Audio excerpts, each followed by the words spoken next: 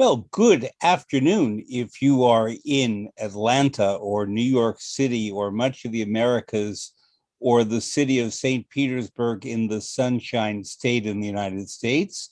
Good evening if you are in Berlin or much of Europe or Africa. Special greetings always to our loved ones in Ukraine. You're in our hearts. We are with you. And greetings to people all over the world. It's Friday. So this must be Fred Plotkin on Fridays on Adagio, the place where classical music happens. As you know, Adagio is a video and audio streaming platform dedicated to supporting artists and to making classical music and opera available to music lovers all around the world. I have been doing this show since April of 2020, when the pandemic was in its first full flush. And it has evolved to become something much more than simply people locked in. Now we are in a world that people are out and about again. And if you're an opera singer, you are performing. But so much has changed in the world, and some cases for the better, many cases, unfortunately, not. But I still believe every Friday in meeting up with people who I find very inspiring for what they do. And one of the ones that I've wanted to have on for a while is the American mezzo-soprano, Ronnita Miller. Now, Ronnita, welcome.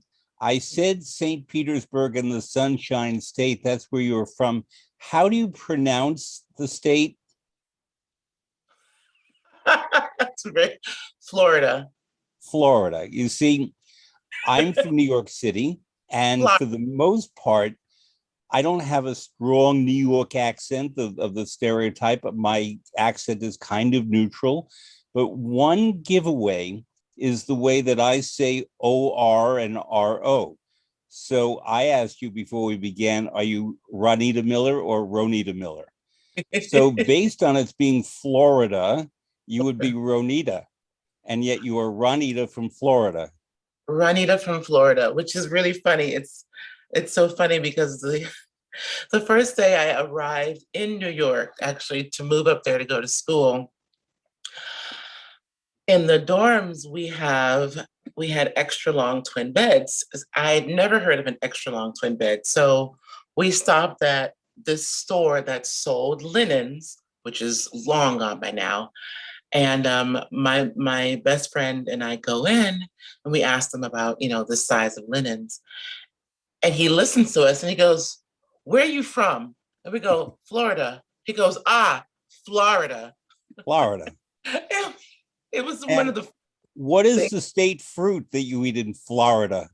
An orange. An orange, not an orange. And then I hear about the moral majority. Moral majority. And you join a sorority and you see a horror film and it's deplorable. And by the way, I'm wearing this shirt for you, my dear. This is a flamingo shirt, and I only wear it when I have guests from Florida. So it's in your honor. But it does raise a serious question, even though we were joking about this, that when we travel about and we, in your case, in my case, because you sing, perform, I speak, perform, we are expected to be understood. And if you're singing in English, the OR sound is what it is. But if you were to go to the United Kingdom or Australia or New Zealand or South Africa or many different parts of North America, just sticking to the ORRO sound, it's completely different. And then if you're singing in other languages, let's say you're in Berlin, as you've spent a lot of time in Berlin, where the O might be different in German, how do you address this in terms of your self-presentation, first as an individual, but then as a performer? As an individual, I think that if we're talking about my accent, I think it's pretty neutralized because of, all the places that I've lived. When I do travel, I find it's pretty tricky for most people to pin down where exactly I'm from, just because the accent is just there are very few markers unless you're really good or unless I'm really tired. And this, I slip back into something. I don't know what it is, but it's something. Um, but in with singing, I actually find it to be, if I'm singing in English and I have to, address regional variations, that kind of thing. I think a lot of singers are really good mimics about what they hear. When I was in at Deutsche Oper, there were a lot of Australians, and I learned how to nail down the Australian hoi. It's a quick, is it a triphthong? I don't know, but it's something completely different, and it's hard for a lot of people to get that right. They usually do, some sort of British variation. And I'm like, no, that's not right. So I think I don't tend to worry so much about how I'm presented personally, because I just am who I am. There is no pretense there. So I don't worry about being understood, because I do either study before or I pick up the local language very quickly. Uh, and yeah, and if you're doing a presentation and something that must be in a dialect or regionally understood, then you study for that if you're singing. Now, I know you're a young woman, but you've been doing this for a very long time already because you were. Yes, you are. um, no, because I first heard you in your young artist program. I think I heard you in Juilliard, but then I heard you again, more notably in Los Angeles, as we will get to in a bit. But my question is, I wonder if you ever in your early studies came across someone named Irene or Irene Spiegelman, who was the Met's German language coach for many, many, many, many years. She died, unfortunately, but she was kind of legendary because she lived in New York. Her Spiegelman was her Jewish New Yorker husband's name, and she was just outstanding in terms of her teaching generations of artists German, whether they were Germans or not. And she was from Berlin, and she was born sort of in the World War II, just before World War II era.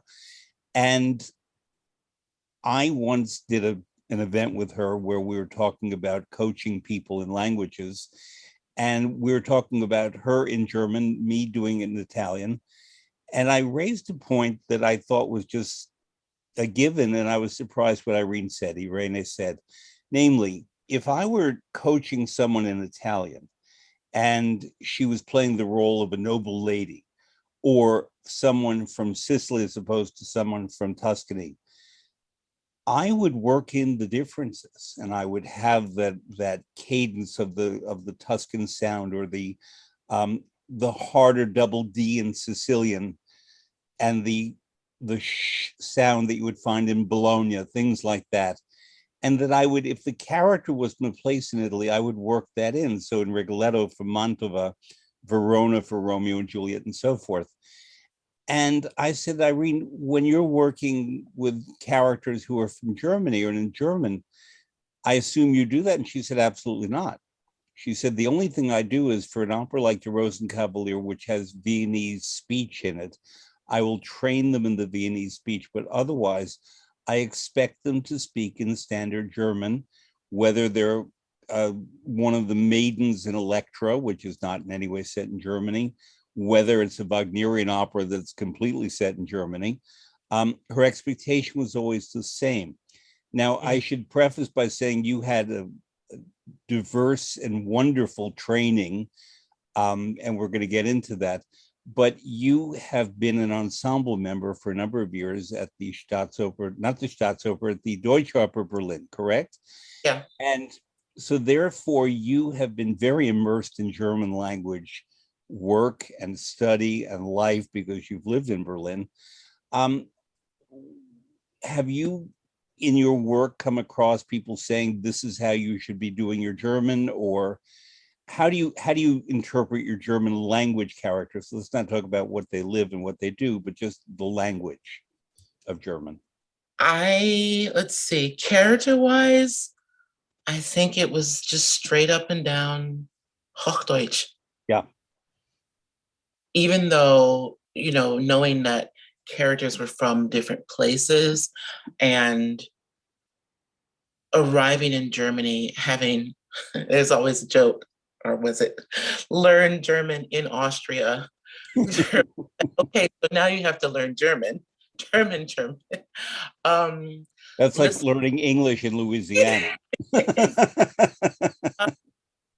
I was struck by the many regional variations of German, having in school learned Hochdeutsch and then had my first encounter with German in Austria. Hearing the Berliner accent was like, what is happening?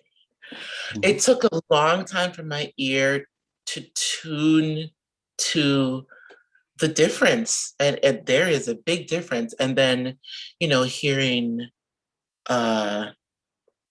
little bits of Schwäbisch and Fabian, yep. yeah, I like there's also another one that's so fascinating to me, and I cannot remember the region, but that being said, it was always presented in a sort of Hochdeutsch neutral, kind of like we call mid-Atlantic news speak, Mm-hmm.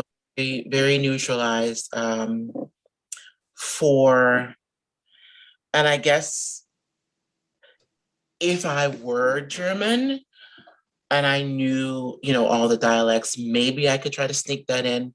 But coming from, a place where German is not my language, I felt that it was my job to make sure that I spoke and sang German in a way that was clearly understandable for as many people as possible and myself. Well, because Germany has been your base for a lot of your career, you've also done roles in Germany that are in French or in Italian and perhaps in English as well. And do you speak standard French when you do those roles in French or Italian?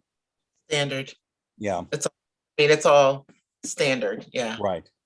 Mhm. Because I mean, I can only speak really authoritatively about Italian, that there is such a wide divergence of sound, of pronunciation, how the same vowel or the same consonant could be completely different. Most famously, the letter C in Tuscany, Florence, Pisa, Lucca, and especially Siena, the letter C becomes an H. So when you're drinking that coffee drink, you're drinking a hapuhino instead of a cappuccino. And if you're drinking that beverage from Atlanta, you're drinking a ho-ho-hola. And I'm not kidding. A ho-ho-hola. Instead Wow. of Coca-Cola. And so therefore, if I were working with someone doing Suor Angelica, which is set in Tuscany by Puccini, I don't know if I would completely work in the H instead of the C, but I would have it be somewhere in a middle ground, Mhm. because Suor Angelica in the 13th century does not speak, she speaks Dante Italian, Mhm. and therefore Dante Italian is that age because she lived in Tuscany completely, and she lived surrounded by other nuns who only spoke that. Mhm. So that I feel that I would have to have some kind of genuine offering. Whereas I know you've appeared early in your career in La Fanciulla del West, playing a Native American whose English is not good and she speaks in Italian and only in infinitive verbs. No This is andare. So therefore, I would not give you classic Tuscan speech with that. But I mean, Puccini, whatever we can say about Puccini, he was very attuned to personality and character. He was mm, not attuned to anything that we could call political correctness in any way. I mean, extremely. Verdi, I think, was more sensitive to those kind of feelings than Puccini. And Mm-hmm. Wagner, I don't know. We can talk about that. Let's talk about Wagner now. Okay. You have played many, many roles in many, many operas. But I think if someone were to attach an adjective to mezzo soprano regarding Ronnita Miller, it would be Wagnerian. I think so. As I know so because people say it all the time. So funny because yeah, I have sung a lot of Wagner. Sung a lot of Wagner. It is not the name I would have attached to this. What would you have attached? Uh Versatile. versatile, versatile. Um, yeah, but yeah, But you yeah. are definitely versatile because I've heard you in many different kinds of roles. But I Wagner, think my I think name. because Wagner, once you're in that special circle of being the Wagnerian singers, it's like now people not from the New York theater or American musicals would not get this, but there was a classic musical called Guys and Dolls in the 1950s, and it was called The Greatest Floating Crap Game in New York, meaning a gambling game that went on and on and on. And I always refer to Wagner singers as the greatest floating crap game in opera because you all meet up in the same places and you are a group of people who we love. If we love Wagner, and I certainly love Wagner's operas intensely, except for one, and therefore That one is I, later. pardon me. I'm gonna ask one is later. All right, okay. It's one of the longest ones, but it's not Götterdämmerung, which to me is the perfect opera. So it's not that, and it's not Parsifal. Okay, okay. um, so, but the thing is, we people who love Wagner travel to hear the likes of you, whether you're appearing in San Francisco, Chicago, New York, Berlin, wherever. And although I've heard you do certain Wagner roles in different cities, the productions are always different, the colleagues are different, the conductors are different. And each time with Wagner, at least in my experience, we deepen our relationship to these masterworks and also with the singers who do it. And if someone does not have a perfect night, usually a tenor, we never are disappointed. We're very grateful to them for slogging through and being courageous. I mean, Tannhäuser is not for the meek and the weak, and same with Siegfried. And therefore, sometimes you as Erda and Siegfried pop out of the ground, and you're dealing with a tenor who has nothing left, and you have to guide him through it, and that's okay. But the thing is, in Italian operas, if someone does not do Verdi or Puccini or other works just the way the audience member thinks it should be done, the audience member folds his arms and says, well, that's not great. But in Wagner, we are just so grateful for all of you doing what you do. And you have more than entered, you occupy an important place in the magic circle of Wagner singers in the world right now. And that's how for me at least, you got the designation of Wagnerian or Wagner mezzo soprano. I'll take it. Good. So, I mean, I heard you well before I met you. I met you in June of 2018 when you were singing Erda at the San Francisco Opera, and I was leading the Wagner Ring Symposium, and you were Yeah. on one of my panels. And I asked you the question that I'm going to ask you now for people who didn't hear it because that was not recorded. You are from St. Petersburg, Florida, and St. Petersburg and nearby that part of Western Florida has what are called sinkholes where buildings and people and alligators disappear into the ground. Now, Those Erda, pretty that's sad. Florida. Erda famously comes out of the ground because she's the goddess of the earth, Erda. And I wanted to know then, and I will ask you now again, do you think of the sinkholes of Florida and people coming in and out of the ground and disappearing when you play that part? Oh no, no, no. Sinkholes are, yeah, no, there's no. Erda and sinkholes are not two things you want to put together. Sinkholes are, they're not giving any life. There's nothing coming out. They swallow, they don't give back It's knowledge. true. It's true. That it's no, I would think of Erda. There's a famous tree in I think it's Washington State that's like on the side of a cliff. It looks like Yggdrasil, like what you would imagine. Do you know it? It's hanging on the side of a cliff, and all the roots are exposed, and under it, there's a hole. That's what I think of when I think of Erda, because you don't really know what's going on in there, but you know that life grew in this space. And that tree also, the Norns are there. They're her children. I think of that. Sinkholes are a little too final for me. You know, Okay. they just pop up and swallow houses, and you're just like, what's happening? Yeah. Florida is a beautiful but inexplicable state. That's all I'm going to say about Florida. Floridian, I agree with you. There's sometimes, and I'm just like, this is a really interesting state. Yeah, it's Yeah, it's an interesting place. it is. It is. Yeah, I mean, I remember walking home from school. There's a golf course near our house, and there's just an alligator sitting on the golf course, sunning with his mouth open. And you walk by, you look at him, he looks at you, and you say, "Okay," and you just go home. It's weird, it's strange. And yet it's also the state of pink flamingos, the shirt And today.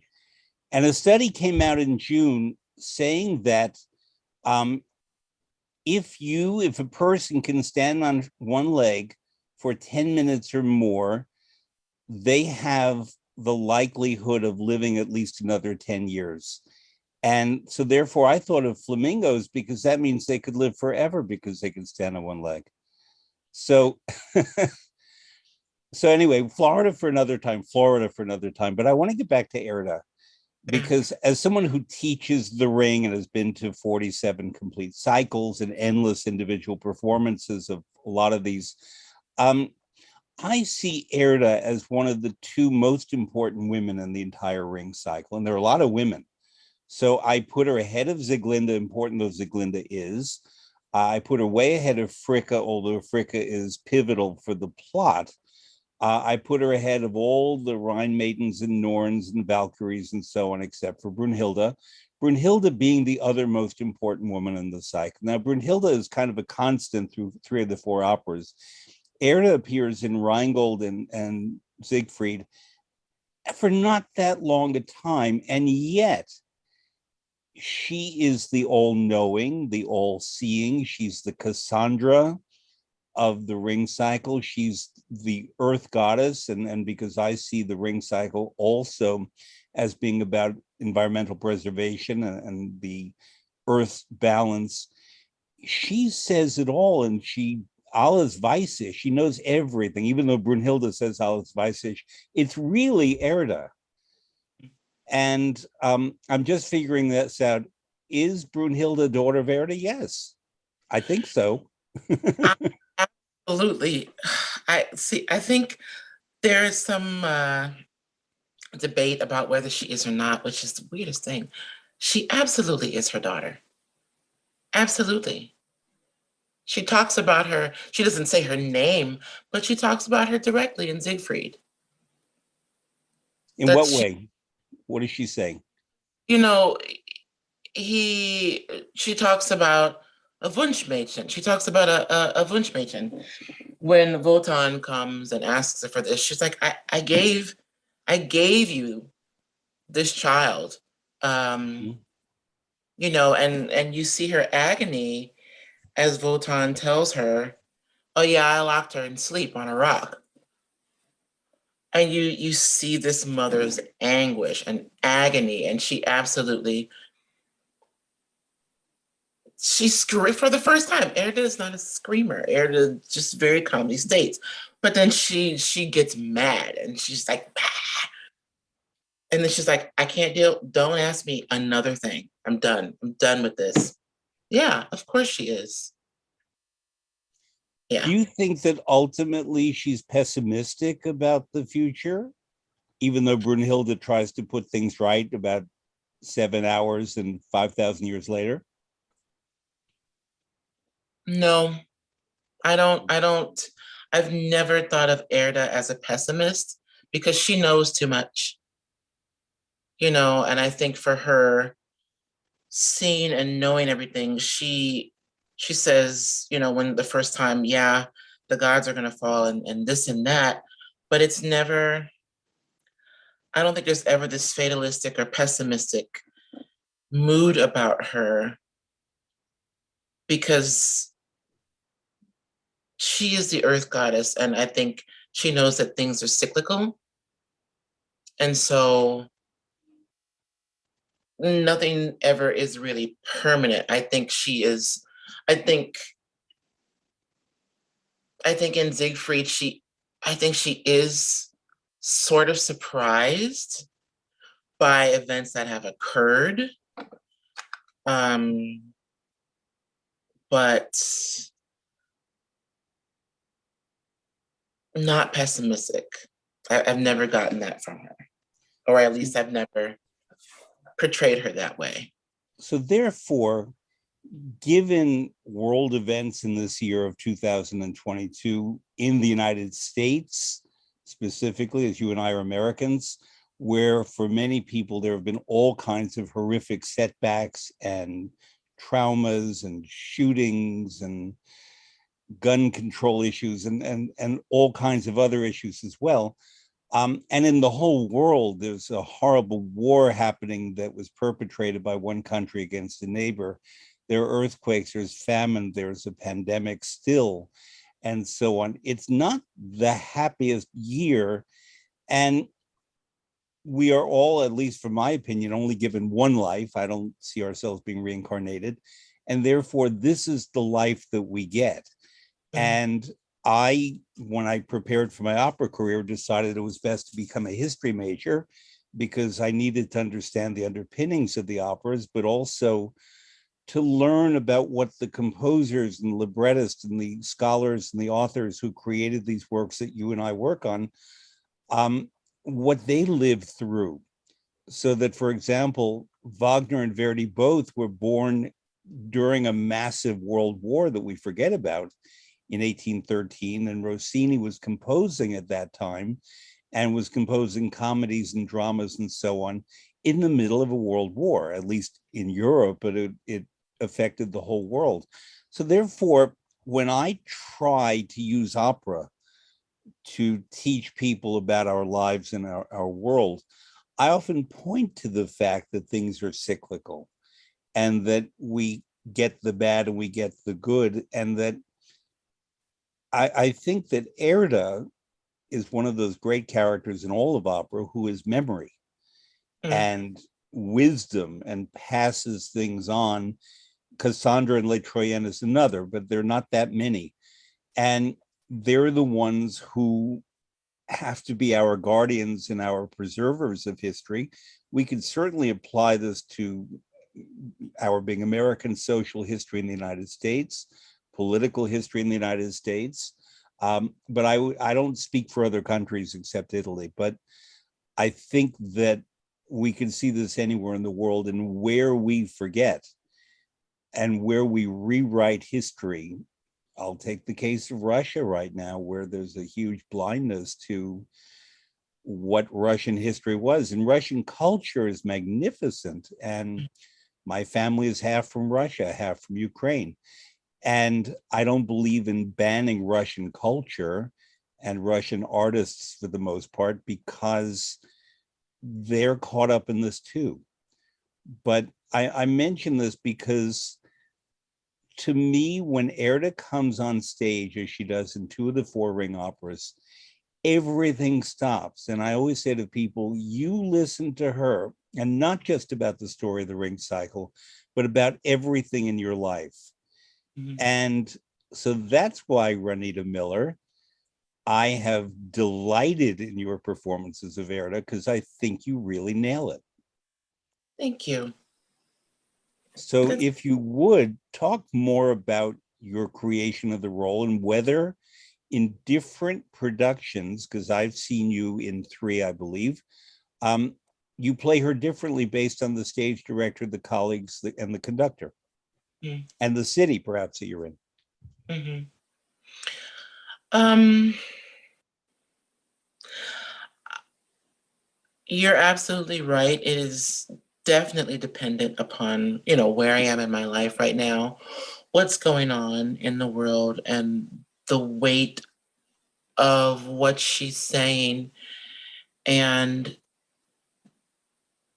I think what's going on historically always informs, because I don't believe that there is no work of art that exists in a vacuum. It's always influenced by something, and a person is influenced by their environment, and therefore things, go into their output. So I think the last time in San Francisco, I that production, which is probably one of my favorites because it is so environmental, and being in San Francisco where there are so many people without homes, um, to say, listen,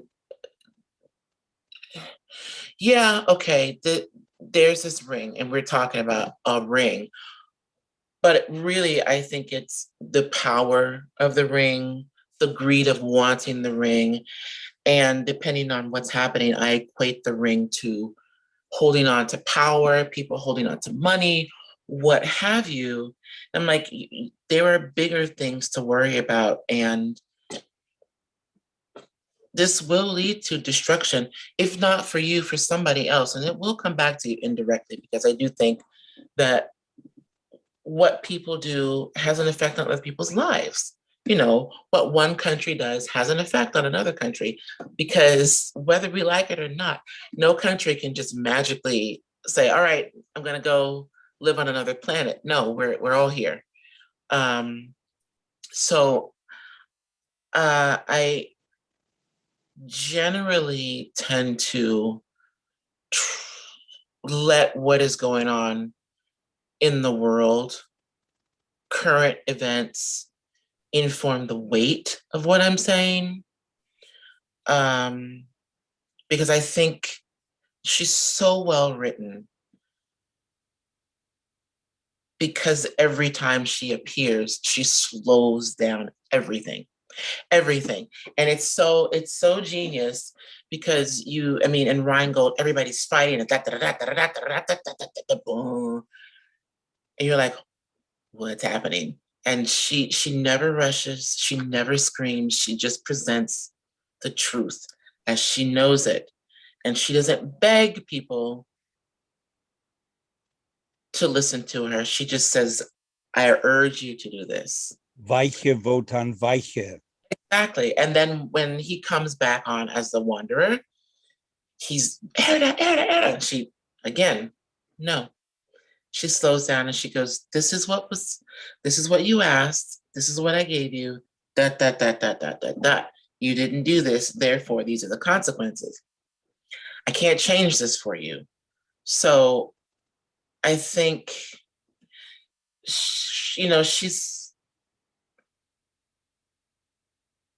she presents things, like you say, in the history of things. This is how it's going to go down. You need to pay attention. You need to do this, because this this cause will have this effect. And I think where we are history-wise in the world, this isn't the first time. This isn't the first time. But I think what's happening here is a lot of revisionist going on, a lot of squashing of history, a lot of going, no, no, no, I don't want to hear that because we're going to do this new thing. It's not new. None of it is. And it kind of kills me that we're still not progressing past certain points. All you have to do is open the book and just say, okay, this didn't go well for them. It's probably not going to go well for us, but no, nobody, I think people sort of close their eyes to history because they think it's so different, and it's really not, because human nature is human nature. Exactly. Whether they're presented as gods and monsters on stage, still human nature. So that was a long answer, but That was beautiful. And during it, I came up with a question that I've not asked anyone ever about Erda. And I think you are the person to ask, and whatever your opinion is, I will accept as the correct one. The listeners, this is why we love Wagner's Ring Cycle, in addition to all kinds of great operas and other works of art, because we can explore them endlessly. And here I am talking to one of the great Erdas of the world, and she provoked an idea in me. And the question is the following. Erda has many daughters. Maybe she has sons we don't know about. She has certainly had a relationship in many ways with Wotan, and who knows who else. My question is, does Erda have loving feelings of love, whether it's maternal, whether it's romantic, whether it's something entirely otherwise, for anyone or anything?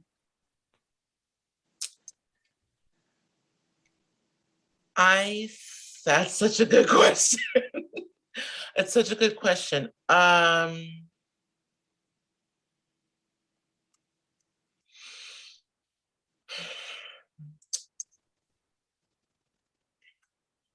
Yes, and this is I promise I will try to make this make sense. I think Erda has a way of feelings like a cat. And what I mean by that is that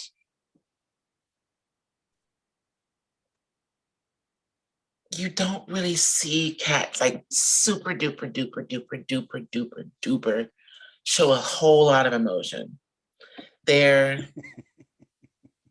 Some do, but for the most part, cats are very calm. They're cool. They have their babies. They'll care for them. And then, all right, those babies are good. Okay, cool, cool, cool. Yes, they have affection for their people. I don't think Erda fawns over her children. Because I think that her children, and I think the only reason why I think this way is because I've played both mother and child. They are all extremely sufficient children. They're very strong. Not a single one of them is a pushover. And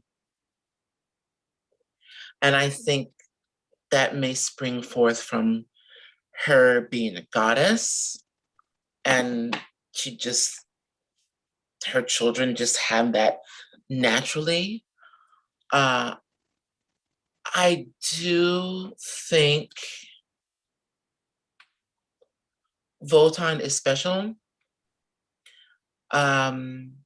I do think that there is affection for him because her reaction to him later in Siegfried is so strong.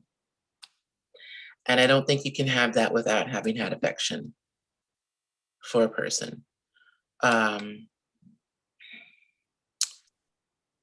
Yeah, I think she's definitely nurturing and loving in the way that a mother can be without fawning.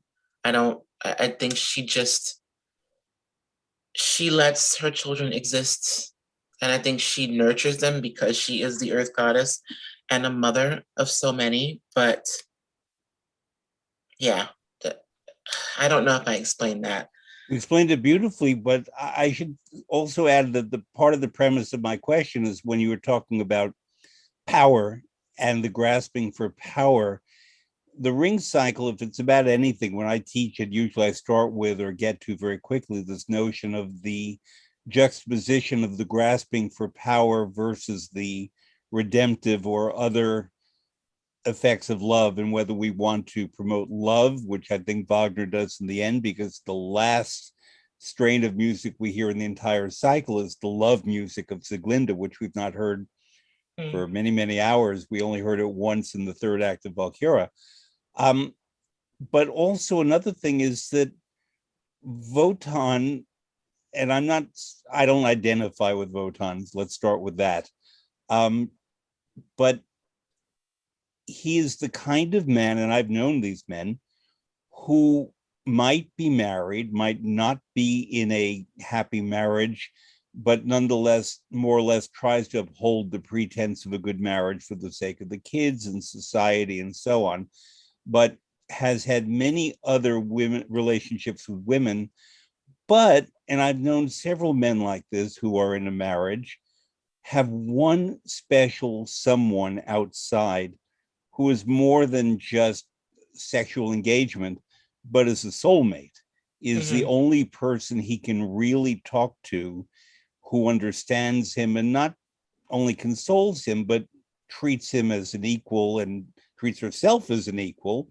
Never mind, he's the chief god, because Erda is just as important, frankly, but Mm-hmm. in a different way, and she flexes her power muscles differently than does Wotan, who tends to be rather loud and a big enforcer, and then trapped by the old laws and rules and so on. Um, but I've always seen, I mean, I had the great honor of seeing James Morris do Wotan numerous times, and I always felt that whoever his Erda was, that Wotan was treating her as his only soulmate, not Loga, not even Brunhilde, because the relationship is different. But the only person, never mind woman or man, the only person that he can really unburden to and be open and candid with is Erda. I agree with that. I've always felt the same way um, about their relationship, and I think she is special because she doesn't care that he's Votan. She's like, I don't know that I actually really know you, but I have to tell you this because I had to show up because you're really about to mess things up. And I don't think, he's kind of like one of those people that has never been called out by anyone. Mm-hmm. And she's not afraid to because she knows her power. She knows what she gives. And I think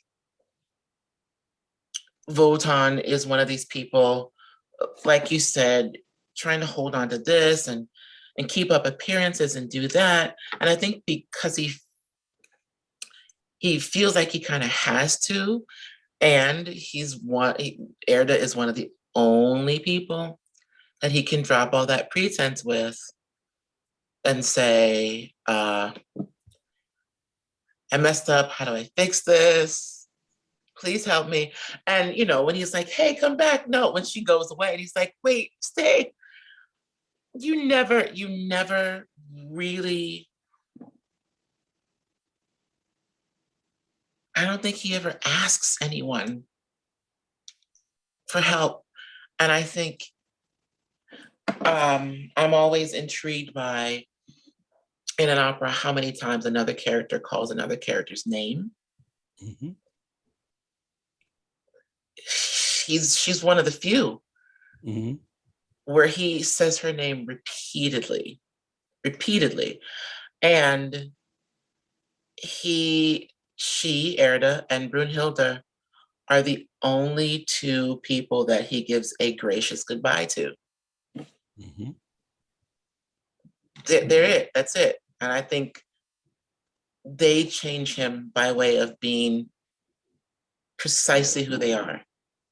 I think their personalities, he's bookended by these two very strong women, you know, a lover, a confidant, and this very right and strong-willed daughter.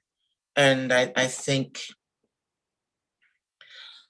because the whole time he's not a nice guy, but I think he finds a little bit of redemption through these two women. Yeah.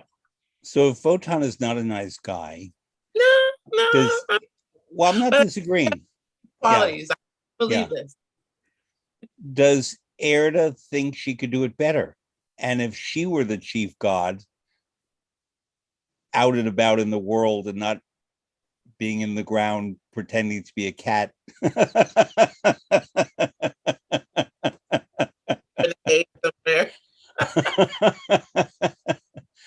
Would things be different if Erda ran the world? Are you asking Ronnita Erda? Or are you asking Erda? I'm asking Ronnita Erda first and then maybe Erda. Uh,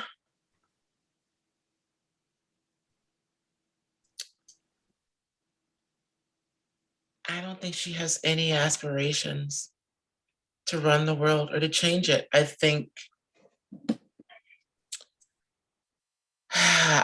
yeah, I don't think so. I mean, and not because she couldn't. I believe it would be different, of course, if she were the chief goddess. I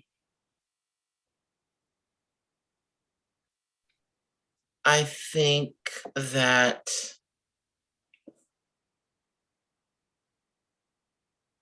her power is different in a way, and she knows that. Just like when you see a building that gets run down, nobody takes care of it, nature reclaims it. You see nature start to reclaim it. It crumbles, it disappears.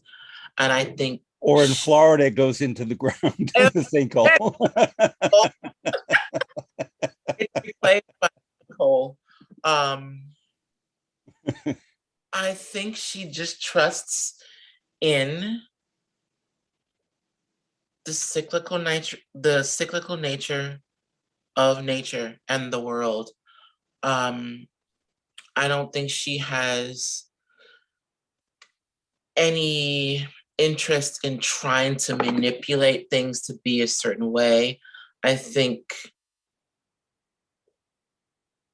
when she does intervene, when she does talk to Votan, I think, for her, it's kind of like you have a nuclear weapon in your hands. Please stop messing around with it because it can completely alter, how things work. And for that, yes, but I think she is more interested in the continuation of life and maintaining the cycle versus trying to make it bend to her will. Mm-hmm. I got you. I'm with you, my dear. The next question I'm going to ask may sound like it's a flip question, like sinkholes in Florida, but it's really not. It's a very serious question. Okay. Throughout the Ring cycle, all four operas, Das Rheingold, Die Walküre, Siegfried, and Götterdämmerung, there are a lot of characters. I don't mean audience members, but characters who sleep a lot. Audience members sleep a lot too, but that's for different reasons because they drank too much wine before coming into the theater. But it's something of a metaphor to me when I consider the Ring cycle and Wagner's creation of it in different ways, because you have in the first opera in Rheingold, the gods sleep a lot when Freya is taken away and her apples and so on. They're all exhausted. Brunhilde is put to sleep in Die Walküre, and she will sleep for 18 years on a rock surrounded by magic fire. Erda sleeps a lot in the course of the cycle because she comes back when she's awakened and summoned by Wotan, but otherwise, I think she's sleeping a lot. She must be productive because she's had all these children, but and then the Norns, who are the daughters of Erda appear in the first part of Götterdämmerung, the Twilight of the Gods, and they've been sleeping, and then they rouse to tell this horrible story of everything that happened in the first three operas, and then to foretell what will come. And then Hagen, who is the ultimate bad guy, is awakened by his father, Alberic, who says, Schläfst du, Hagen, mein Sohn? Are you sleeping, my son? Wake up, get, this is what we have to do. And I mention this because I've always found it fascinating that I can't think of any other work of art, certainly opera, where everybody is sleeping so much. There is Sleeping Beauty, and there's La Sonnambula, and a few things like that. But it seems to be really a metaphor, and I don't know if it's about the passage of time, whether it's about denial of the horrible things that are happening, whether it's the restorative need to be rested for what's coming, whether it's about energy in every sense. And I think when I use the word energy, you know what I mean in that cycle, that it's about the energy of the artist performing. It's also about energy in the world. Brunhilde has slept for 18 years and is awakened by a guy who turns out to be her nephew, and they fall in love, and that's great. But when you've worked on productions of the Ring cycle, has the subject of sleep, rest, restoration, absence, whatever we want to call sleep, has it ever come up in discussions with producers and with colleagues? No, never. And I've never thought of it before today in our conversation with you. Mm-mm. That's interesting. But I have thought about it.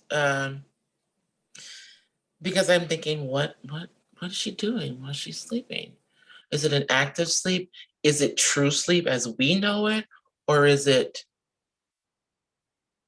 sleep not being present in this reality, but present in another one? Do you know what I mean? Like, I think who the sleeper is important. And because she actually, for Erda, she has a name for her sleep. Someone else calls it the all-knowing sleep. Mm-hmm.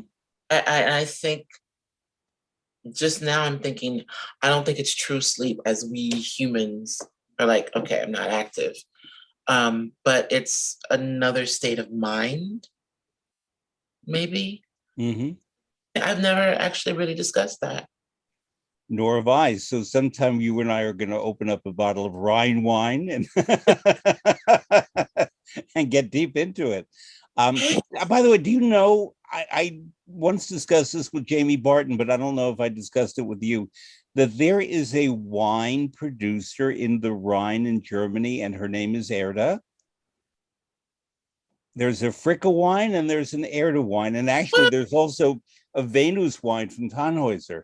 There are all these wine producers along the Rhine River and the Mosel River in Germany that produce wines that are named for Wagner characters.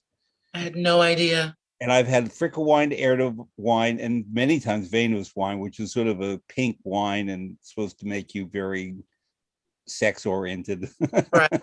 I've had wine. You've had what wine? Falstaff. Falstaff wine. Now that sounds good. Which was interesting. Yeah. And I found it in Berlin at Aldi. I was like, yeah.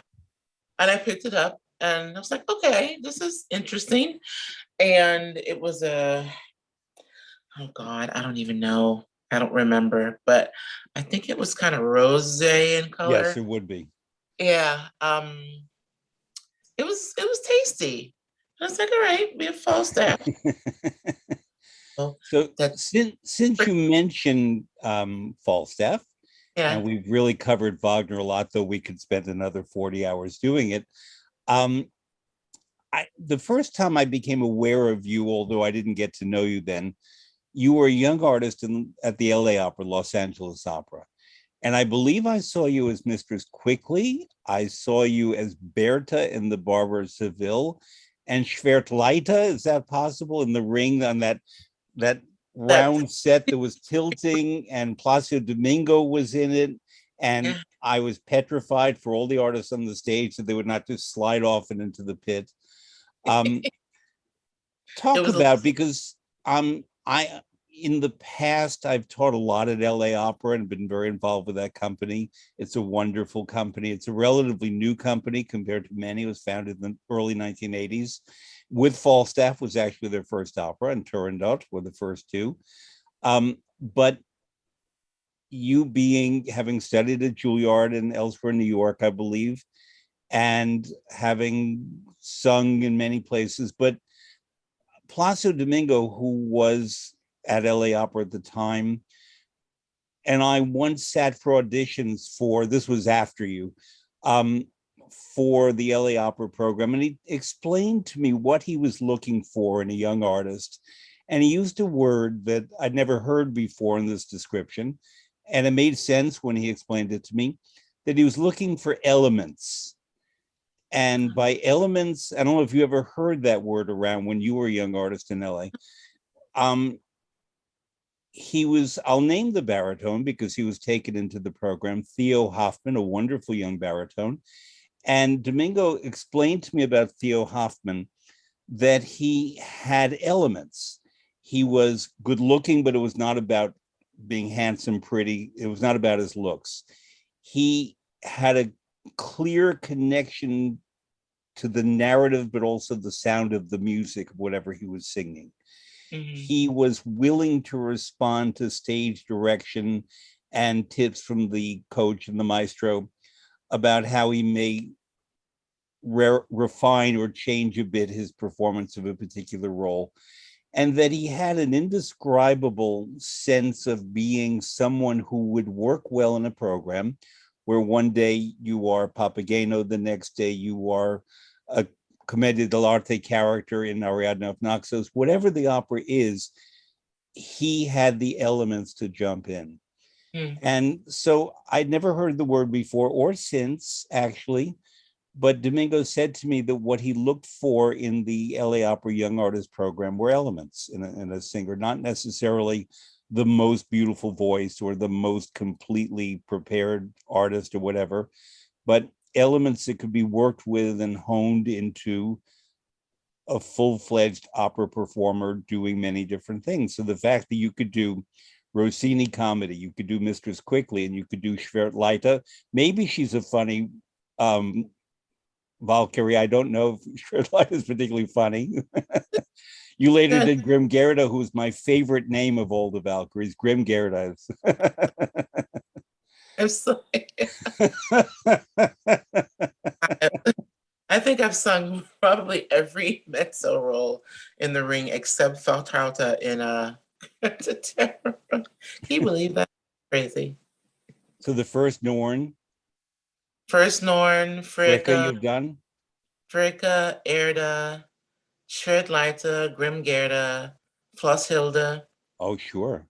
Yeah, yeah, So yeah. before we get back to those ladies, because I'm always happy to go there back to Wagner, but talk about your experience as a young artist in Los Angeles and the musical life in LA, because it's much richer than people give it credit for.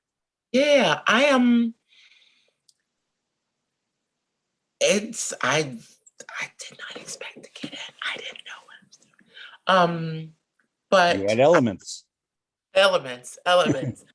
Um, that was really my time in LA taught me so much because the 2 years that I was there, I think we had two mezzos in the program.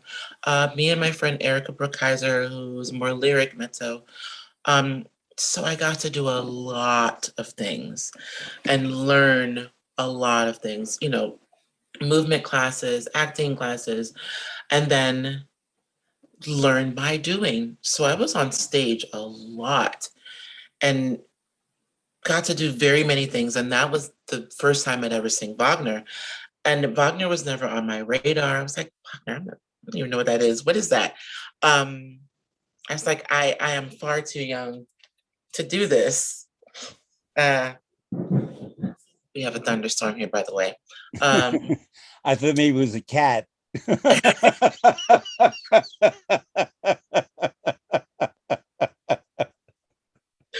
Um,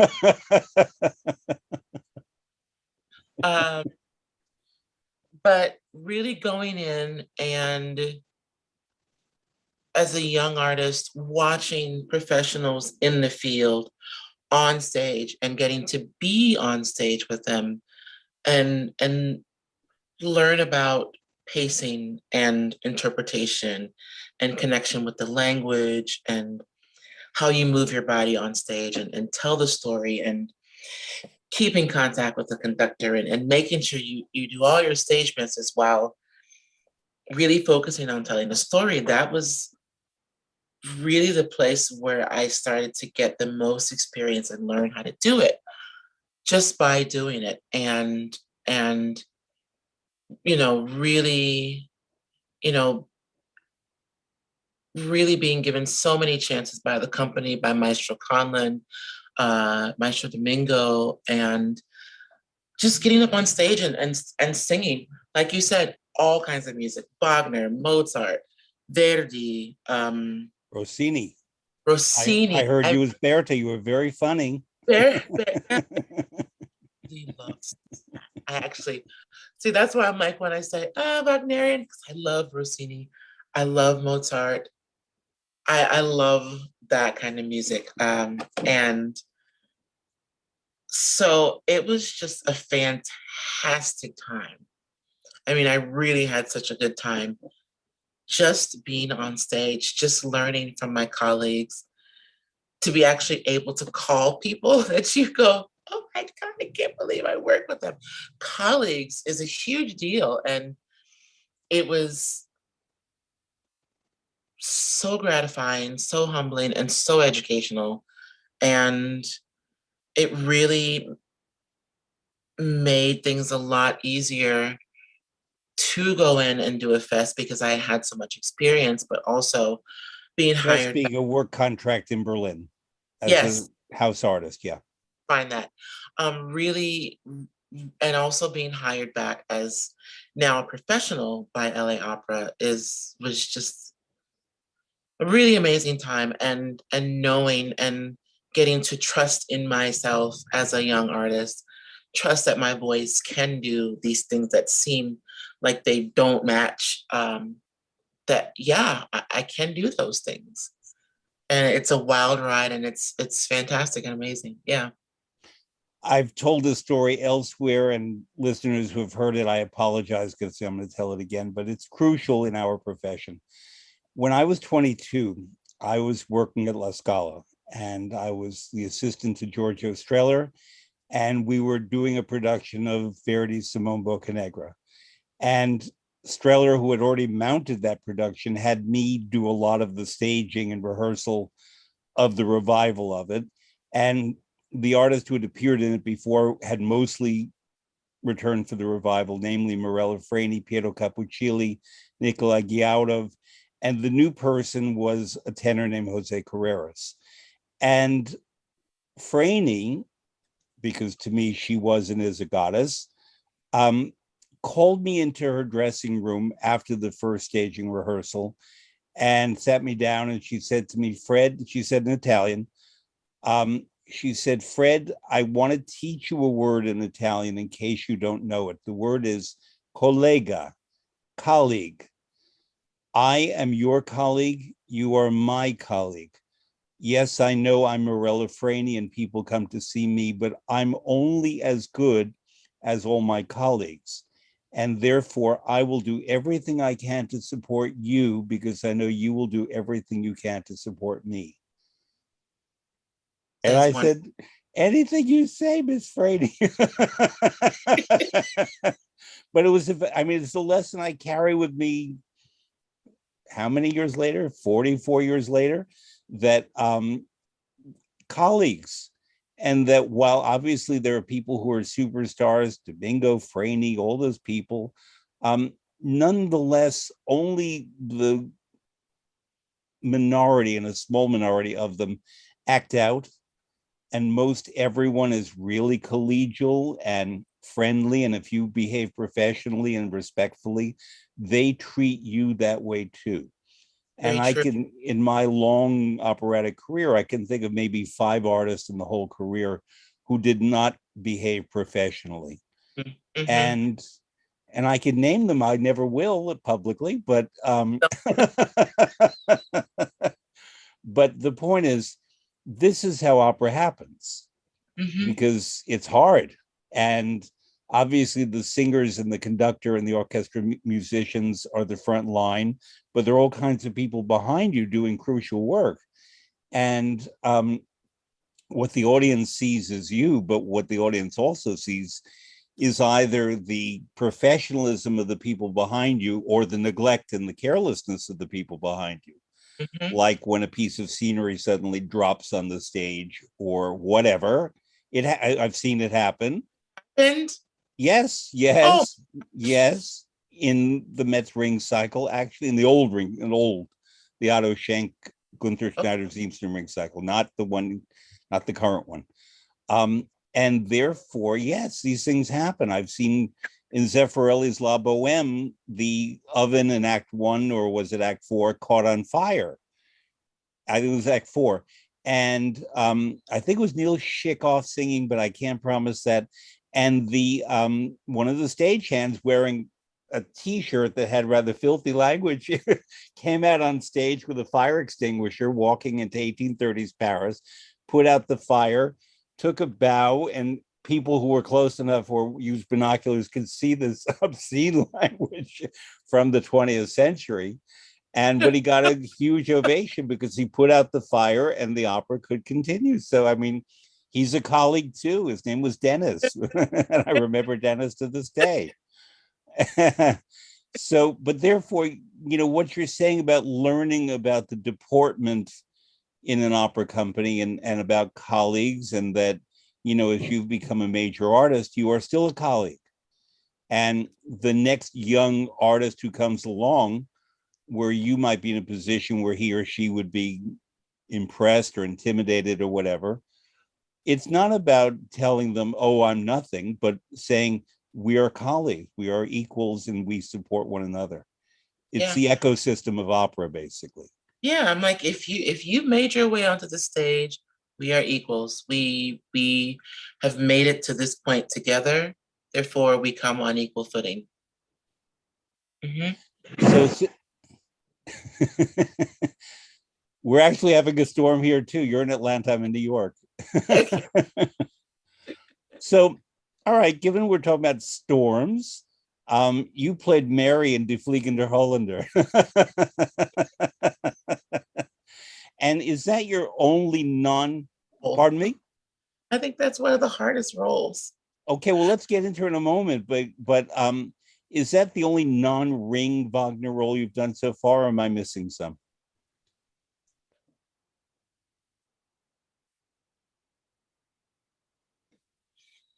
Did he write that? Because I'm ready for you to do Venus and Tannhäuser. That's why I'm asking. Uh, I think I sang a Flower Maiden. In One, Parsifal? Okay. yeah, one. I was the one though. Uh, yeah, So yeah. Mary, why is Mary? Because she's not the first person we think of in Die Fliegende Holländer. She's basically sitting running the knitting factory in the second act and saying to Senta, girl, get with it, stop all Girl, that dreaming. wake up. Oh, it's always the mezzo. Just like, you got to calm down about that. You got to just take it. But this one particularly because Mary looks at Senta as being just a little deranged, I think, Yeah. and can set the tone for how we perceive Senta for the rest of the opera. Mm-hmm. Mm-hmm. Yeah, I've never, I mean, the times that I've played her, I've never thought her deranged, just unhealthily obsessed. Just, I'm just like, just pull it back a little, just pull it back. I don't think she's crazy. I don't think she's deranged. Uh, yeah, not at all. Mhm. No. meaning Santa, not Mary. Mary is pretty level-headed.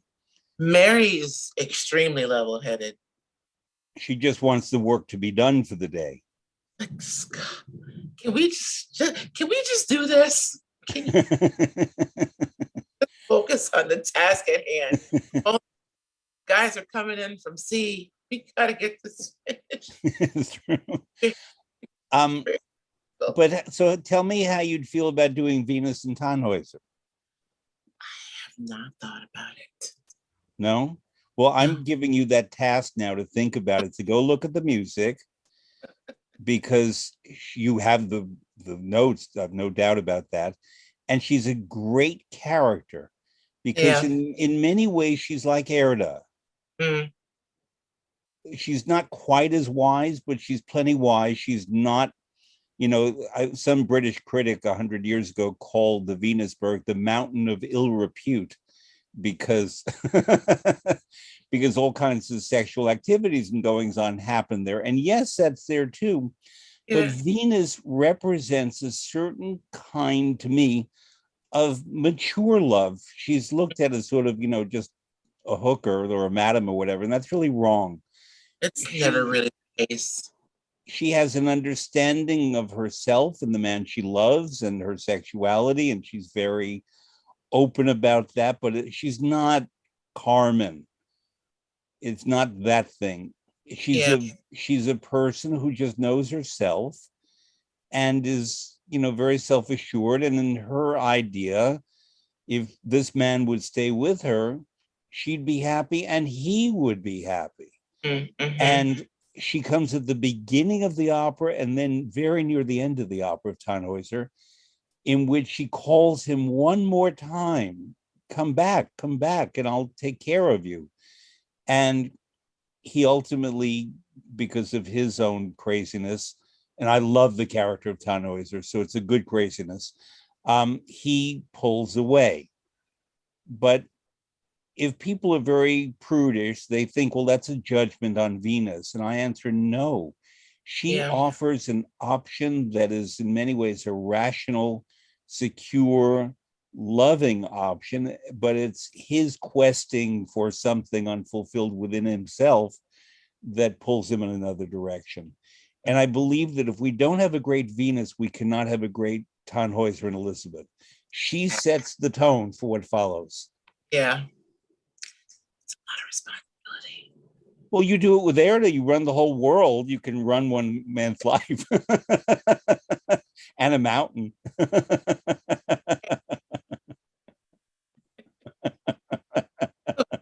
Okay. I'll check her out. Oh, and the music is so great too. Beautiful. Yeah, that's the other thing, is the music is terrific. Yeah. And unfortunately, it's one of those operas that has received many stupid productions through the years, and I've seen them. And it's an opera that I will travel to see because I love it that much. It's my favorite Wagner opera, although I have many. Favorite now, I'm asking. Is it my favorite now? Yes. No, your least favorite. Oh, Die Meistersinger. Die Meistersinger. Okay. Because it has a lot of great music, but the story it tells could be told in half the length. Uh-huh. And it needs a lot of editing. I love the music. It's not that. Yeah. But I feel purely in operatic terms, and I'm not even talking about the political overtones in the last half hour, but just that it could have been done. I mean, Verdi wrote a better comedy, Falstaff, that's half the length, and he understood comic timing and concision. There's no comic timing in Die Meistersinger. There's comic timing in Rossini. There's comic timing in Donizetti and Mozart and so on. This opera has no comic timing, and it's meant to, I think, cast a certain kind of warm glow, which it does. But I just don't think it's as accomplished as an opera as the others, with the premise that the music is great. It's not about the music. Okay. That's fair. I just I can't hang on. Whereas Gotterdammerung at 6 hours to me flies by, and Parsifal at 6 hours doesn't quite fly by, but I get suspended in its mood and its issues in a different way. And I'm completely there for Parsifal. Okay. where the issues are different. Somehow the issues in Meistersinger, I get them, but I don't feel they're explored as well in the time allotted. That had he done it, I'll give him 4 hours. Doesn't even have to be 3 like Falstaff. But I think that a lot of the first act, we could have understood the guilds better. The second act is shoe repair and singing lessons. It's really very long.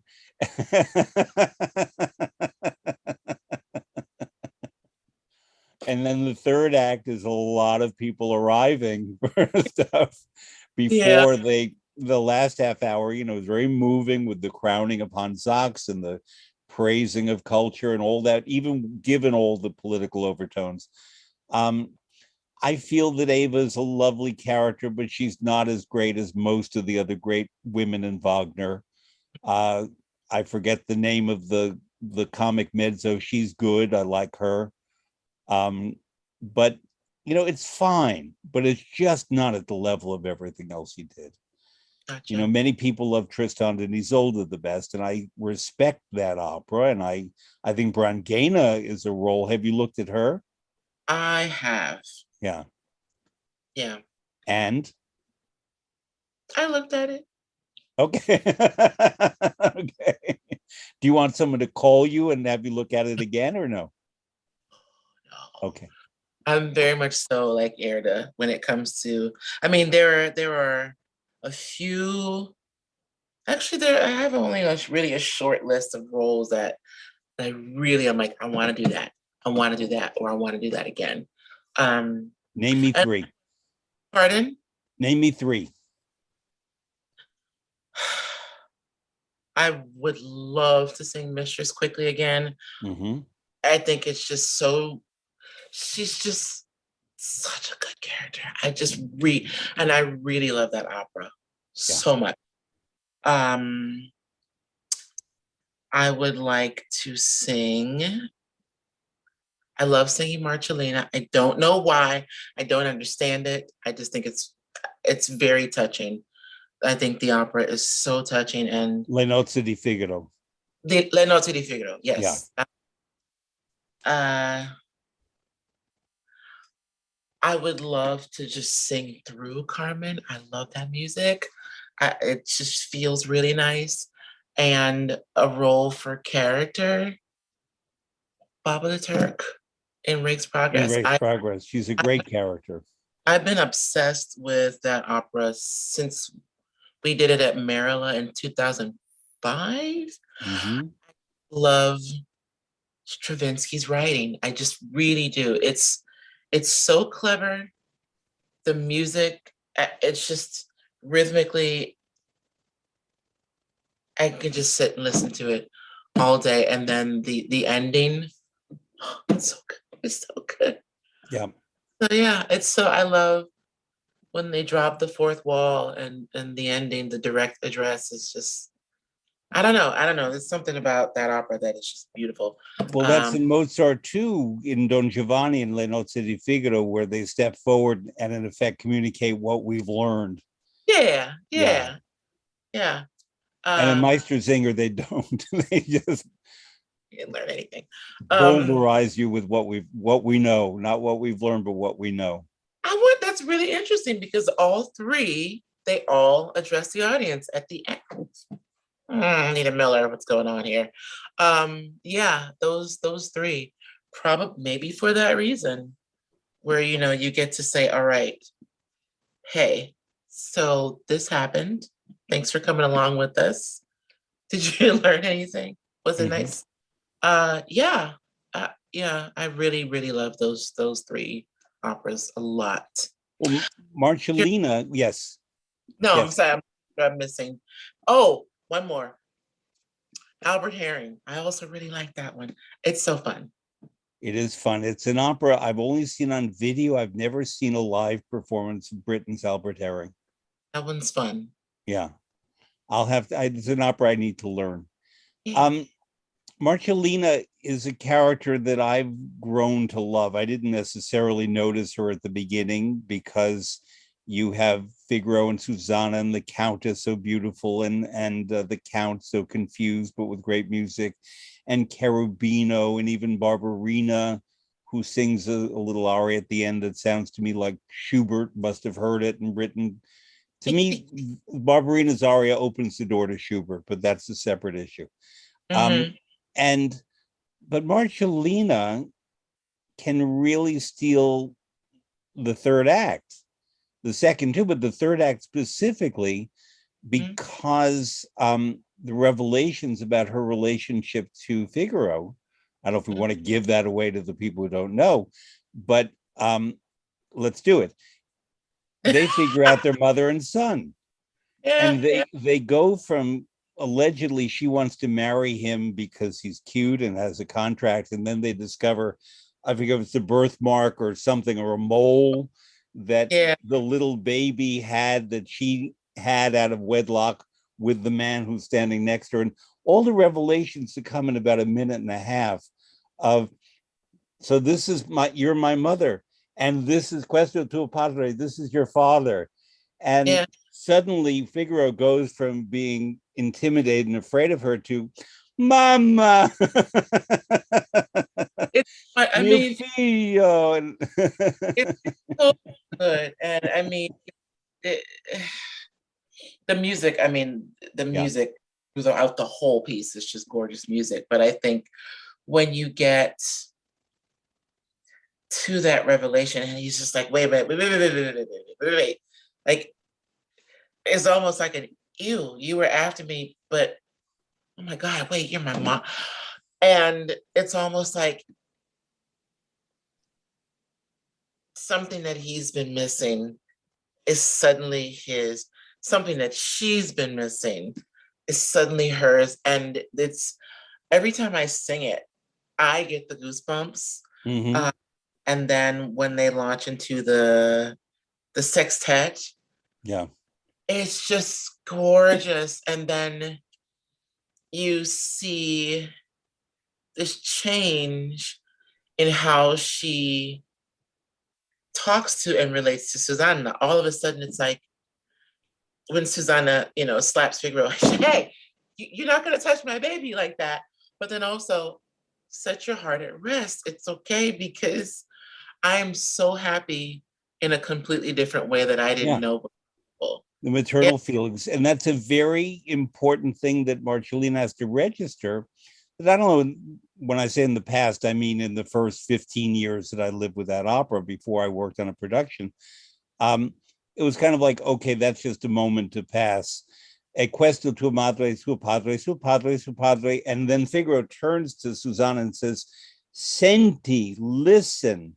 And yes. Susanna slaps him and says, senti questo.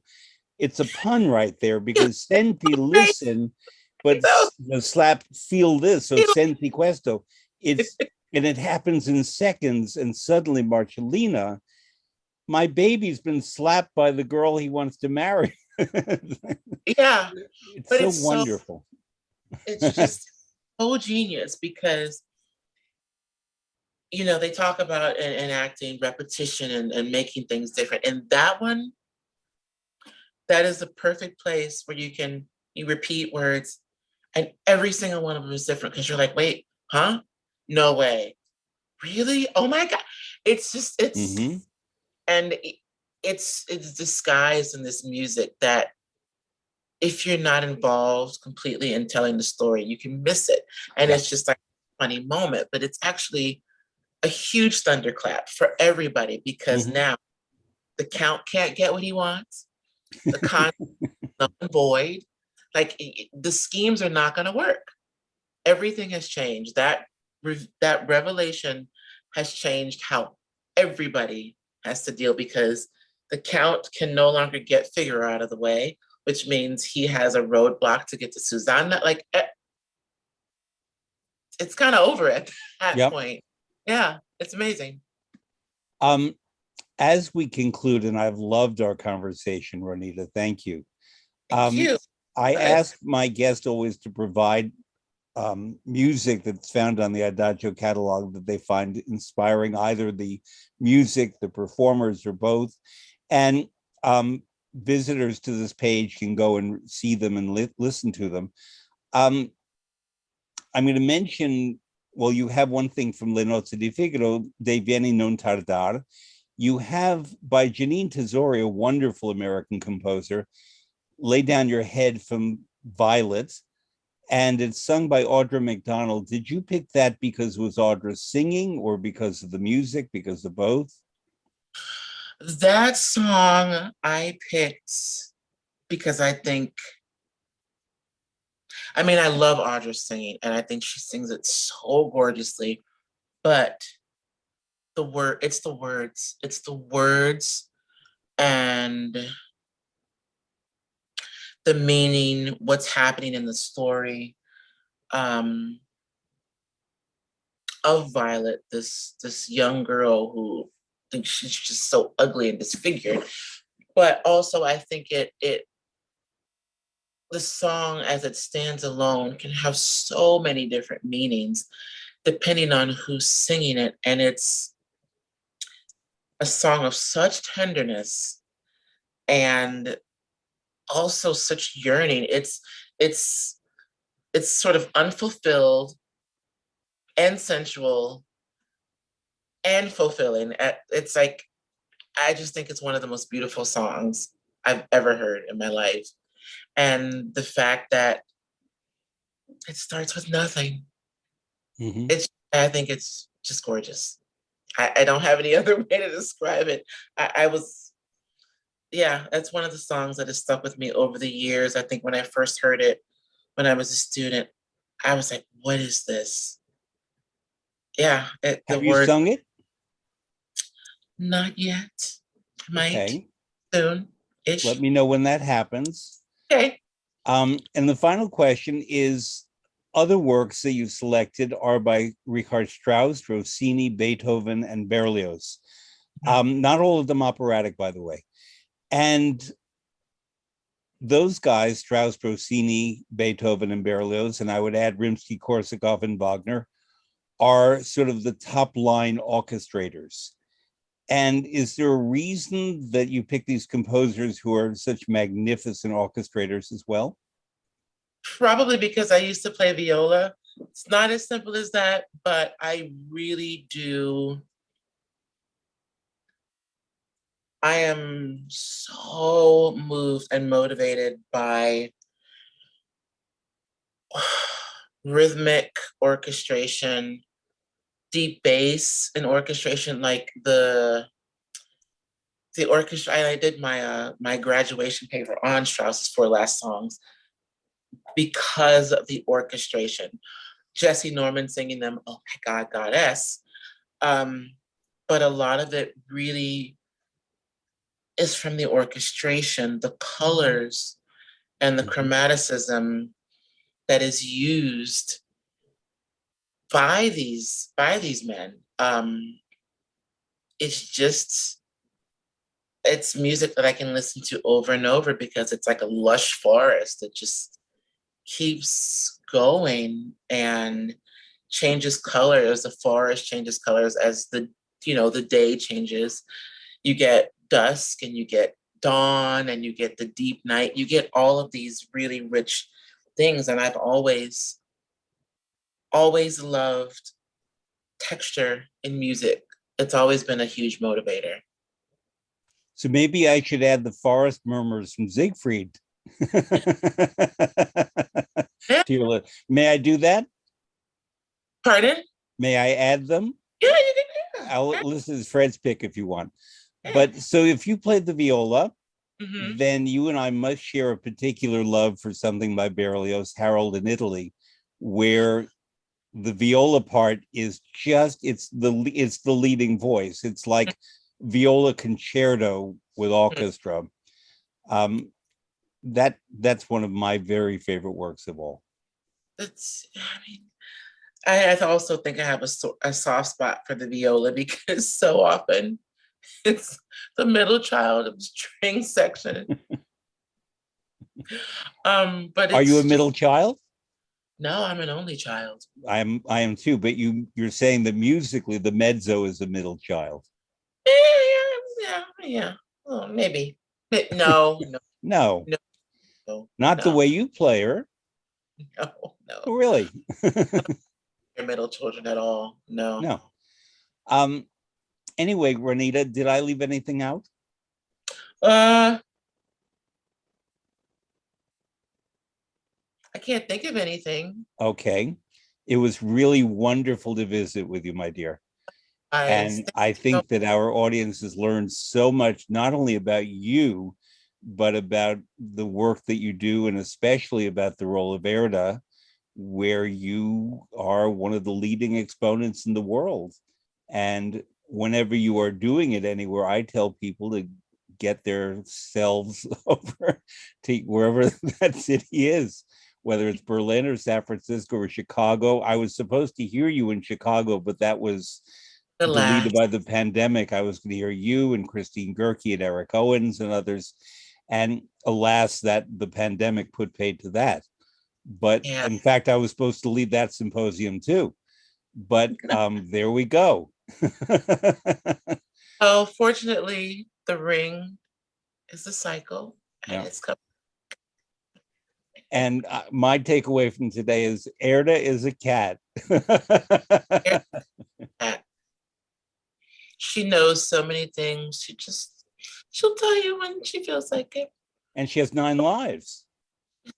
She has all the, and a gajillion children. So,